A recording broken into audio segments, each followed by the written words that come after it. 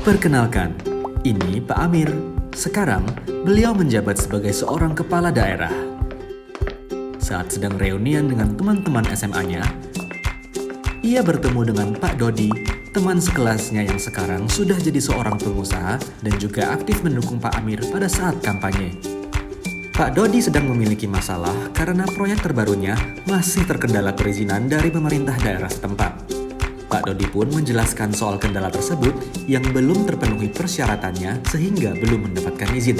Mengingat masa-masa kedekatan mereka sewaktu SMA dan dukungan dari Pak Dodi selama masa kampanye, Pak Amir pun berjanji untuk membantu proses perizinannya. Nah, sadarkah bahwa apa yang dilakukan Pak Amir ini merupakan konflik kepentingan? Iya, ini adalah kondisi pejabat pemerintahan yang memiliki kepentingan pribadi untuk menguntungkan diri sendiri atau orang lain dalam penggunaan wewenang, sehingga dapat mempengaruhi netralitas dan kualitas keputusan atau tindakan yang dibuat dan dilakukannya.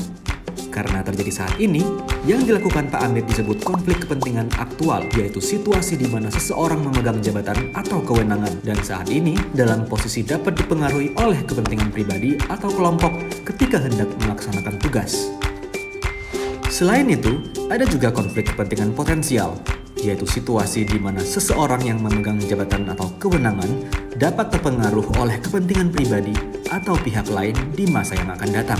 Lalu, ada pula konflik kepentingan yang dipersepsikan, yakni situasi di mana seseorang dipersepsikan memiliki kepentingan pribadi atau pihak lain ketika menjalankan tugas. Lalu, dari mana sebenarnya sumber konflik kepentingan itu? Bisa dari hubungan afiliasi, rangkap jabatan dan moonlighting atau biasa disebut pekerjaan sampingan, kepemilikan aset, kelemahan sistem organisasi, kepentingan pribadi, hingga gratifikasi. Iya, gratifikasi bisa menjadi sumber munculnya konflik kepentingan.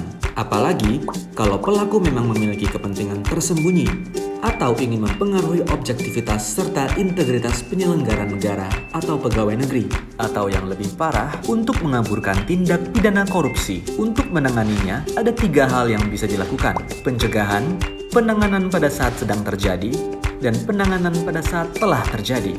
Pencegahan dimulai dari refleksi diri. Coba tanyakan pada diri sendiri, apakah tindakan kita sesuai dengan etika dan standar yang berlaku tentang benar dan salah?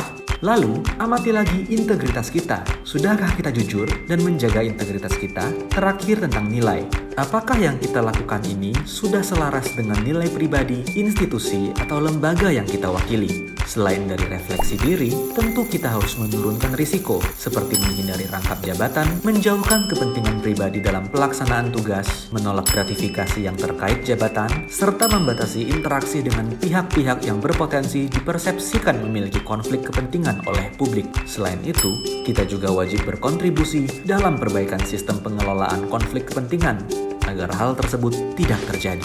Bagaimana dengan penanganan konflik kepentingan pada saat sedang terjadi? Ada 3 cara yang bisa dilakukan, seperti disclose atau deklarasi, yaitu mengidentifikasi dan mengungkapkan adanya konflik kepentingan. Talk atau diskusikan, yang berarti memberitahukan atasan atau pihak berwenang sebelum bertindak. Serta mitigate atau mitigasi, yaitu membatasi atau menarik diri dari kegiatan yang berlangsung untuk memitigasi risiko atau melakukan langkah tegas untuk memastikan tidak adanya keberpihakan. Sedangkan penanganan saat telah terjadi akan diproses sesuai dengan ketentuan yang berlaku, seperti penjatuhan sanksi administratif atau jika memenuhi unsur tindak pidana, maka dapat dikenakan sanksi pidana.